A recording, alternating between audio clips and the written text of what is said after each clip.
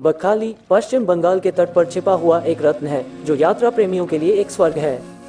प्राचीन समुद्र तटों, सुखदायक समुद्री हवाओं और अछूते प्राकृतिक सौंदर्य के अंतहीन विस्तार के साथ बकखाली एक लोकप्रिय पर्यटन स्थल बन गया है जो शहरी जीवन की आपाधापी से दूर शांति की तलाश में है। कोलकाता से केवल 125 किलोमीटर की दूरी पर स्थित समुद्र तट, शांत वातावरण और मनमोहक प्राकृतिक सुंदरता बकखाली शहर की हलचल भरी जिंदगी से एक सुखद मुक्ति प्रदान करता है। कोलकाता से लगभग 130 किलोमीटर की दूरी पर स्थित बकखाली एक अनोखा समुद्र तटीय शहर है जिसमें कैसुरीना पेड़ों से घिरे रेतीले तटों का लंबा विस्तार है, जहां आप ताज़ी समुद्री हवा में सांस ले सकते हैं और सूरज की गर्म किरणों का आनंद ले सकते हैं। यहाँ का समुद्र तट अपनी प्राचीन सफेद रेत और शांत पानी के लिए जाना जाता है, जो इसे तैराकी, धूप सेंकने और समुद्र तट खेलों के लिए एक आदर्श स्थान बनाता है। अपने लुभावने समुद्र तटों के अलावा बकखाली बंगाल की खाड़ी और हुगली नदी के संगम को देखने का एक अनूठा अवसर भी प्रदान करता है, जिससे एक मंत्रमुग्ध कर देने वाला दृश्य बनता है जो आपको आश्चर्यचकित कर देगा।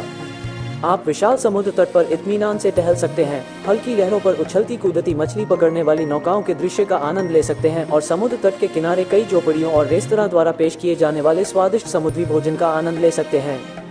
प्रकृति प्रेमियों को बकखाली निराश नहीं करती। ये शहर खूबसूरत मैंग्रोव जंगलों से घिरा हुआ है जो विभिन्न प्रकार की वनस्पतियों और जीवों का घर है।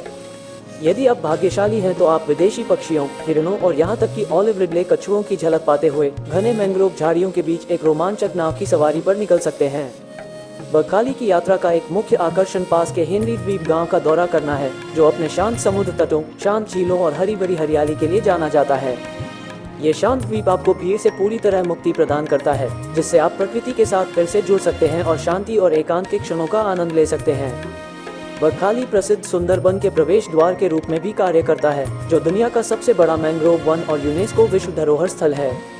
घने मैंग्रोव जंगलों के माध्यम से एक रोमांचक नाव सफारी के बिना बकखाली की यात्रा अधूरी होगी, जिससे आपको राजसी बंगाल बाघों, मगरमच्छों और विभिन्न प्रकार की पक्षी प्रजातियों को देखने का मौका मिलेगा। चाहे आप विश्राम, रोमांच या प्रकृति के साथ गहरा संबंध तलाश रहे हों, बकखाली आपकी सभी इच्छाओं को पूरा करने का वादा करता है। तो अपने बैग पैक करें और इस मनोरम तटीय शहर की अविस्मरणीय यात्रा पर निकलने के लिए तैयार हो जाएं, जो आपको जीवन भर याद रखने वाली यादें छोड़ देगा। बकखाली कैसे पहुँचे? हवाई मार्ग से। अगर आप पश्चिम बंगाल किसी दूसरे राज्य से आ रहे हैं तो निकटतम हवाई अड्डा कोलकाता में नेताजी सुभाष चंद्र बोस अंतर्राष्ट्रीय हवाई अड्डा है, जो बकखाली से लगभग 140 किलोमीटर दूर स्थित है। हवाई अड्डे से आप बकखाली तक पहुंचने के लिए कैब किराए पर ले सकते हैं या बस ले सकते हैं। कैब का किराया कोलकाता से तकरीबन 4000 से 5000 रुपये लग जाएंगे। और अगर आप बस से सफर करना चाहते हैं तो आप एस्प्लेनेड से बस लेकर सीधा बकखाली पहुँच जाएंगे। बस का किराया 130 रुपये लगेंगे। लेकिन अगर आप ट्रेन से सफर करते हैं तो ये सबसे आसान और सस्ता तरीका है। निकटतम प्रमुख रेलवे स्टेशन कोलकाता है, जहां से आप नामखाना के लिए ट्रेन ले सकते हैं और कोलकाता स्टेशन से नामखाना का किराया सिर्फ 25 रुपये है और समय तकरीबन 4 घंटे लगेंगे। लेकिन ट्रेन की टाइमिंग पहले पता कर ले या जानने के लिए हमें कमेंट करें। नामखाना मुख्य भूमि से जुड़ा अंतिम रेलवे स्टेशन है। नामखाना से आप बकखाली तक पहुंचने के लिए ऑटो रिक्शा किराए पर ले सकते हैं या बस ले सकते हैं। नामखाना से अगर आप रिजर्व टोटो करते हैं तो किराया 300 रुपये और अगर स्टेशन से आप बाहर की तरफ जाते हैं तो ऑटो रिक्शा भी ले सकते हैं। आप यहां से शेयरिंग या रिजर्व किसी भी तरीके से जा सकते हैं। समय 45 मिनट से 1 घंटे तक लग सकता है। और अंतिम ऑप्शन सड़क मार्ग। बकखाली सड़क मार्ग से अच्छी तरह से जुड़ा हुआ है। आप कोलकाता से डायमंड हार्बर रोड के माध्यम से बकखाली तक ड्राइव कर सकते हैं, जो लगभग 3 से 4 घंटे की यात्रा है। वैकल्पिक रूप से आप बकखाली तक पहुंचने के लिए कोलकाता के एस्प्लेनेड या बाबूघाट बस टर्मिनल से बस भी ले सकते हैं। तो फाइनली आप बकखाली अगर पहुंच जाते हैं तो अब आपका अगला काम होटल ढूंढना होगा। आपके लिए ये काम हम आसान कर देते हैं। आपके स्क्रीन पर कुछ होटल्स का डिटेल्स फोन नंबर के साथ और बकखाली बीच से दूरी के अनुसार दिया गया है। आप अपना पसंद का होटल चुन ले। रेट नॉन एसी रूम्स का है। आप एसी रूम भी ले सकते हैं, जो आपको 1200 रुपये से लेकर 2000 रुपये में आ जाएगा।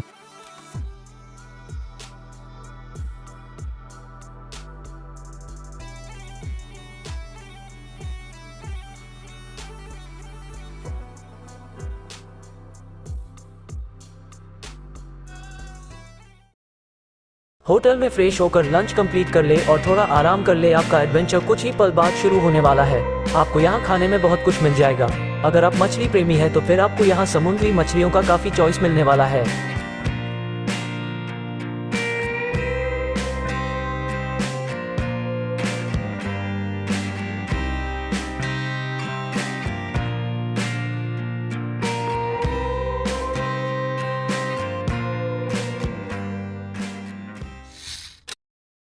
तो लंच हो गया, आराम भी हो गया।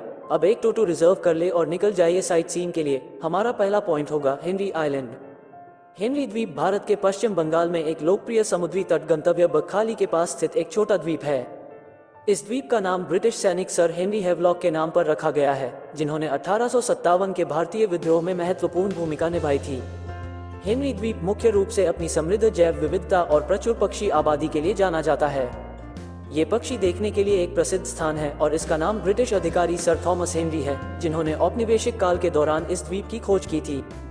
हेनरी द्वीप अपनी हरी भरी हरियाली, प्राकृतिक सुंदरता और समृद्ध जैव विविधता के लिए जाना जाता है। हेनरी द्वीप का एक उल्लेखनीय आकर्षण मैंग्रोव वन है। ये दुर्लभ और लुप्तप्राय सुंदरी पेड़ों सहित मैंग्रोव की विविध प्रजातियों का घर है। मैंग्रोव विभिन्न प्रकार के वन्य जीवों जैसे पक्षियों, सरीसृपों और समुद्री जानवरों के लिए आवास के रूप में काम करते हैं। हेनरी द्वीप पर बर्ड वॉचिंग एक लोकप्रिय गतिविधि है। ये द्वीप विभिन्न प्रकार की पक्षी प्रजातियों का स्वर्ग है। पक्षी प्रेमी कई प्रवासी पक्षियों के साथ साथ स्थानिक प्रजातियों को भी देख सकते हैं। आमतौर पर देखे जाने वाले कुछ पक्षियों में ब्राह्मणी काइट्स, पलास फिश ईगल्स, एशियन ओपनबिल स्टॉक और कई प्रकार के वेडस शामिल हैं।